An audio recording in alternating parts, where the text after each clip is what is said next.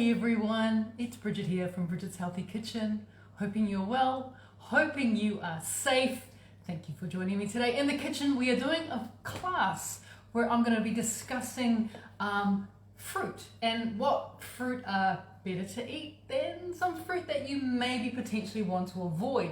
We are going to be cooking a recipe. We're doing a fruit salad, low sugar fruit salad smoothie bowl today. So I'm teaching you guys how to make this gorgeous and delicious smoothie bowl.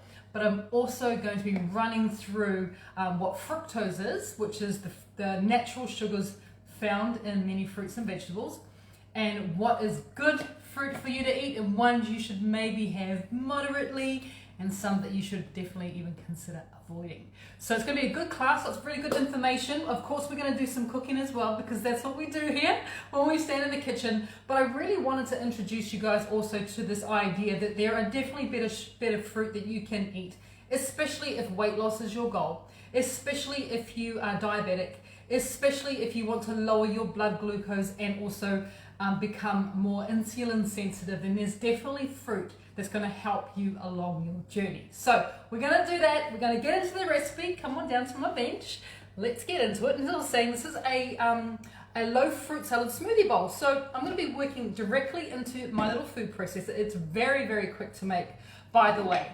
And the fruit that I'm using today are all obviously going to be low sugar fruit. And the reason why we want to think about having low sugar fruit is because, yes, as we know, fruit does naturally contain fructose, which is a natural sugar. And if we have too much fructose in our diet, it can be quite bad for us. So we do have to be a bit careful about how much fructose we put into our diet.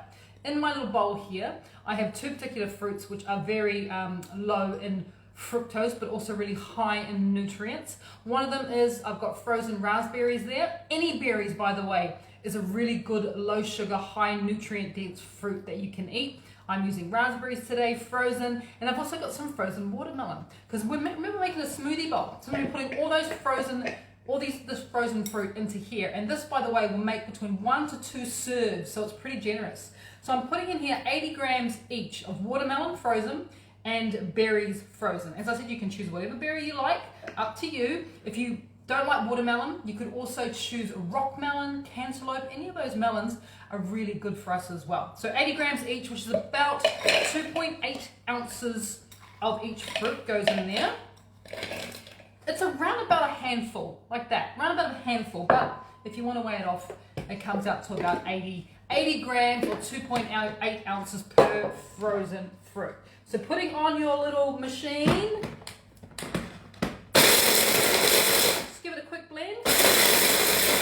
right now, it's just kind of all broken up. Don't look much like a smoothie bowl at all, does it? What have I done here? I forgot my fiber syrup. Here we go. We're going to add some sweetness, a little bit of fiber syrup. About a tablespoon of fiber syrup is going in there now. So now we've turned it into a prebiotic, but of course, we've made it just a little bit sweet. Now, if you're making this for kids, you may want to also add in a couple tablespoons of erythritol as well, but definitely for myself and for my hei, and probably for you guys as well, you will probably find that there's definitely enough sweetness going on here, especially with the watermelon, which tends to be lovely and sweet. So now we've got this kind of like, still not really a smoothie bowl. So my suggestion or my recipe is to actually add in another type of goodie. And what I have here, I have my own little chia pudding. So this is literally 120 mils of coconut milk, which is about 4 ounces coconut milk. You can use any non-dairy milk, by the way. Almond milk, you could use soya milk, whatever you want. And then you just sprinkle over 2 tablespoons of chia seeds, leave it for about 15 minutes, and you get that. You get this lovely chia pudding. So I'm going to be putting all of that into here. So it was 120 mils of coconut milk, which is 4 ounces, 2 tablespoons of chia seeds. You can use black, white, or mixed chia seeds. And you just pop that into a little bowl, let that sit for 10 minutes, and you've got this wonderful chia pudding that we are now going to be blending through this. And let me tell you the real beauty of doing this is now that we've added chia seeds, we've added fiber. We've added more fiber, and it's one of the things about eating fruit. You want to eat fruit that's high in fiber, but you also want to add things to it which is going to increase the fiber count. And I've done that with the chia seeds. But as well as that, chia seeds also have protein. So this becomes a really incredible little dish. It's nutrient dense. As you can see, it's extremely quick to make. And look what you've discovered. Isn't it gorgeous? Isn't it stunning? I know, right? It's so awesome. So all you need to do is attempt to get it out of your little machine. I'm putting mine into this gorgeous little glass here. But as I was saying, this is enough for 2. So you would get 2 bowls out here, but I'm just going to be putting it all into one bowl. Me and Mahaya will share. Is that all right, my love? Mm-hmm. Yeah. He's like, I don't care as long as I'm eating. And by the way, at this point in time, if you wanted to, you could also freeze this. Just like this. Just freeze it. But obviously we're not going to do that because we're going to be creating something really cute on top. So smooth it all down. And this is where the fun begins to happen. This is when you can play around with the toppings and add even more goodness onto it. But this base here is what you want to go with. You can choose the frozen fruit to go in it, but work with that chia pudding and blend it all in. You will get a very smooth and very delicious looking smoothie bowl. But like I said, this is where you start to play around. So I want to show you guys some raspberries. I have fresh strawberries. Once again, these are all fruit that you should definitely put on your list if you'd like to eat low sugar fruit and keep that fructose levels down. Remember, about 2 serves a day. So a serve should fit into the palm of your hand. That's a serve. So 2 serves a day is a really good guide to go by. So those are 2 fruits that you could put on top. But look what else I have here. I have this wonderful little stand with some other fruits that you might want to consider when it comes to low sugar fruits. Stone fruits is another really good one. So I'm talking about apricots. Obviously, this is a peach. Nectarines and plums. By the way, I'm talking about all fresh or frozen fruits. I'm not talking about dried and I'm not talking about canned. This is all fresh stuff. Oranges. Oranges, another good one that you want to add to your list. Oranges, limes, and lemons. This one, now this is a powerhouse. Kiwi fruit is an absolute powerhouse. Really good at high in fiber, high in vitamin C, but once again, it's a low sugar, low fructose option. So get yourself, that's a great serve. That's a great example of what a serve is. 1 kiwi fruit is a serve if you're looking at having about 2 serves a day. But it's up to you what you decide you want to go for. Oh, this is a fruit as well. Avocado is another good one. Avocado, yep, you can absolutely have that as your serve. And once you sort of get used to those types of fruits, you can start to play around with options. You're not just limited to green apples, which of course are up there on the list because they're nice and tart. It's really up to you. So I'm going to be just designing my little top of this gorgeous little smoothie bowl that we just made. So I'm going to be adding some fresh raspberries. And like I said, this is where you can have some fun with it. And it's really nice at this point in time to add the fresh fruit because you want some, you want some exciting textures and you want it to be super, super, super pretty. So I love that. So even just like that, look at it already. It's starting to look so cute. But you could add some nuts if you wanted to. That's up to you. If you wanted to do a few pistachios, which I have here. Once again, the color is amazing when it comes to pistachios. So just a couple of pistachios can go on. Texture, texture, texture. It's all about the texture. I have some pumpkin seeds that are going to go on as well. They are going to look super cute. Uh-oh, that's my oven beeping. I've got cakes in the oven. Excuse me. I can get my cakes out. Thanks, oven. Thanks for letting me know. All right, there we go. Sorry about that. I've got chocolate avocado cakes, 2 of them in the oven. They are now ready. If you haven't tried my chocolate avocado cake, it is amazing. And Mahe and I have 1 more day left in the boost camp, so I'm getting ready for Monday. We've got Sunday left, and then we're gonna. That's our little treat for ourselves, is we're having chocolate avocado cake. I know, right? So they're ready. I'm organized. It's Saturday in Sydney. I'm getting ready for Monday. All right, so back to where was I? That's right. I was gorgeousing up this little bowl of goodness. So yeah, when you start to think about things that you can add on top, and this is like making the salad more exciting, right? And yes, this is kind of like a fruit salad. You want to think about textures because you just don't want to eat just one boring thing. You know, you want to play around. So now what I have here, these are my little puffed quinoa. Sorry, buckwheat. These are puffed buckwheat, and I actually use these to make some wonderful chocolate buckwheat cookies recently, and they kind of have the texture of popcorn. So you can imagine that now we've got this lovely little texture of popcorn on top of our little bowl as well, and they're really cute because they stand out because they're really lovely and white as well. So they stand out nicely. And I'm also going to be doing rose petals. I bought these rose petals, dried rose petals from a Persian shop, and they are literally my favorite thing when it comes to, you know, making things pretty, and they taste pretty good as well. So rose petals are on there. I might just, for my last little bit of texture, just have a real crunchy bite, and that is just straight buckwheat grouts as well. But of course you could put coconut in here. You know, there's so many options that you could do, and then you end up with this. Isn't that gorgeous? Who would not like to sit in front of that with a big spoon and get into it? It is absolutely stunning, and you guys know how good it is for you as well. So this is a great example of low sugar fruits and how you can add little bits and pieces to make it exciting, but also to make it more nutrient dense, which is what we're going for here. But I would like to also talk with you guys before we go, because this is maybe you want to even make a list. So we'll go through, if you want to run away and grab some paper now. The reason why I'm promoting us that we consume more fruit that are low in natural sugars, which is, remember, the sugar is called fructose, is because if we consume a diet that is really high in fructose, and fructose is not just found in fruit, and this is where it can get a little bit hairy scary.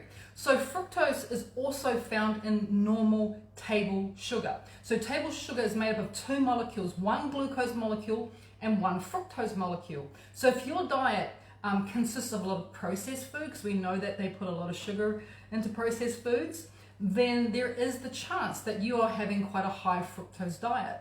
And when we have a high fructose diet, our liver is unable to filter it for us, and we run the risk of getting non-alcoholic fatty liver disease because we have too much fat in our liver. So we have to be really mindful that fructose is basically goes straight into the liver, and that's where it's stored. But if we have a lot of fructose in our diet because we eat a lot of processed foods, we eat a lot of refined sugar, there's also fructose in wheat as well. So if you eat a lot of wheat products, and I'm talking about things that are, you know, baked goods, packaged baked goods, all that sort of stuff. There's fructose in honey. There is fructose in agave. There's also fructose, would you believe, in alcohol sugars like sorbitol and xylitol, which are quite commonly found in sugar-free candies. So even though you may be having sugar-free candies, you're having a fructose, which if you're having lots of other fructose everywhere else, you can run the risk of your liver becoming overworked and eventually becoming non-alcoholic fatty liver disease, which of course can lead to liver disease and liver inflammation, and our body just unable, because remember our liver is the filter. It's what goes around, it's what sits there and it filters all the toxins out of our body. So we need our liver to be working spot on. So if you already consume a diet that's high in fructose food because you eat a lot of processed food, or you have, you know, a bit of a sugar addiction, or you eat a lot of wheat products, and that, don't forget, that's pasta, that's, you know, obviously breads and muffins and cakes and, you know, and bagels and all that sort of stuff, and crackers, anything with wheat in it can also increase your fructose. And yes, there are fruit that are higher in fructose than other fruit.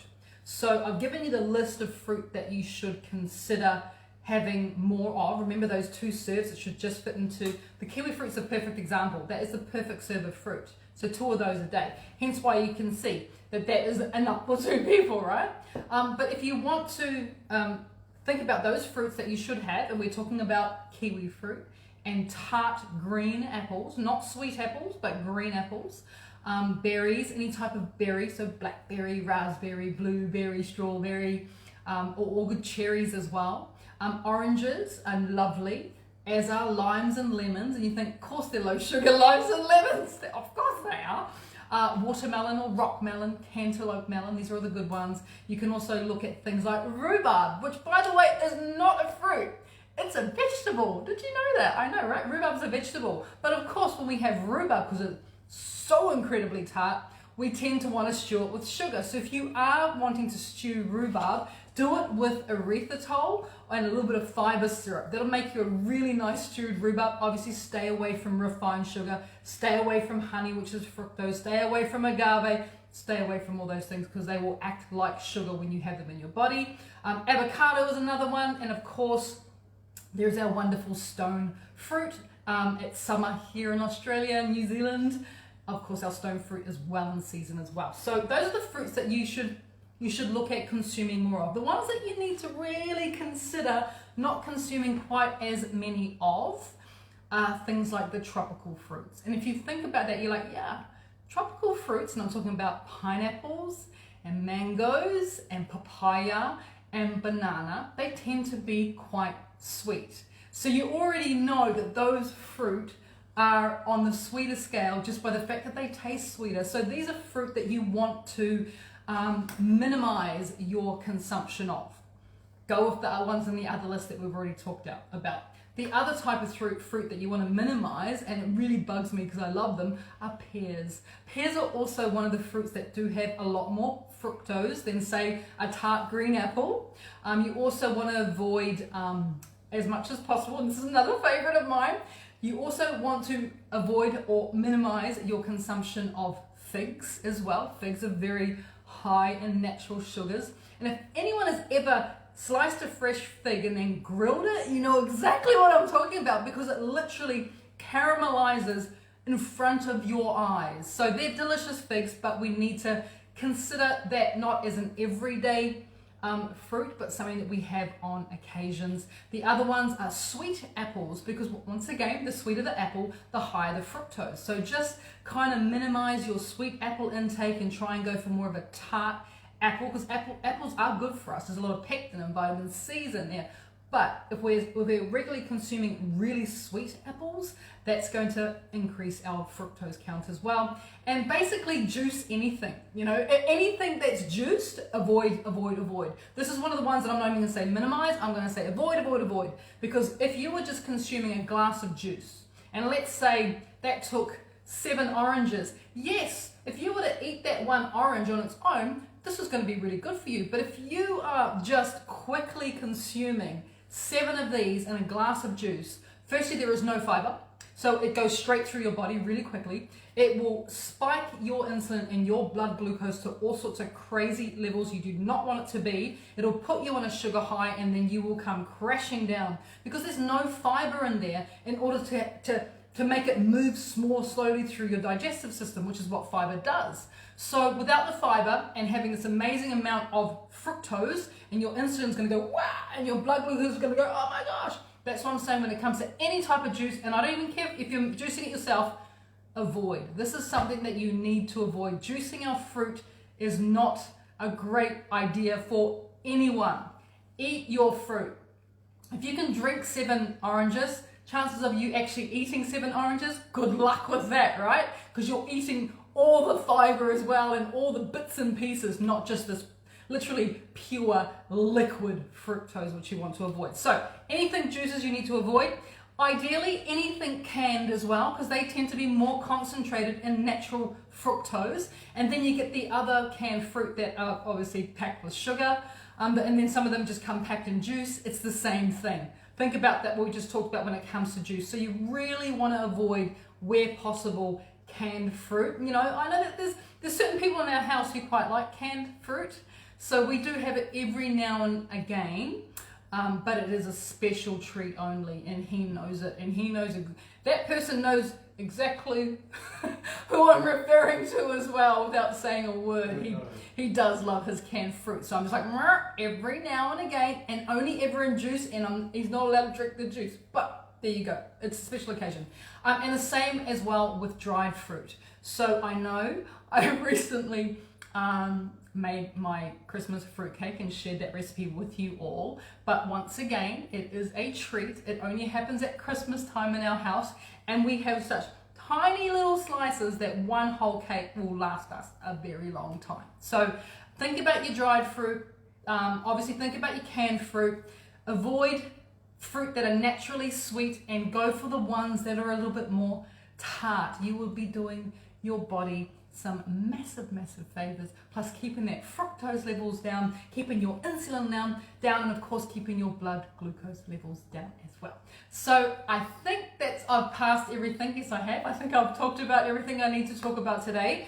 But if you make this, I want to see some photos, because I reckon, okay, I want to show you guys what the top, can you see?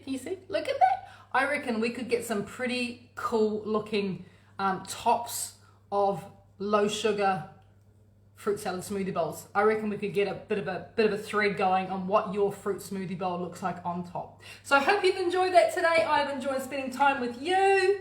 Apologies about the cake beeping. Nah, sorry, not sorry. Can't wait till Monday. Very excited. Until our next cooking class, we're doing Christmas recipes all next week. Of course we are. We're doing Christmas all next week. I'm doing the best gingerbread recipe in the world with you guys. I'm going to be making my famous sugar-free pavlova as well. I have recipe 2.0 to share, how to decorate it, how to make it look gorgeous. And because you asked for it, we're also going to be doing some mint sauce, because everybody wants a bit of mint sauce for Christmas. So we're going to be doing a mint sauce recipe. I cannot wait to spend time with you guys next week back here in the kitchen. Until then, please be well. Please be safe. Enjoy the rest of your weekend. Bye, guys.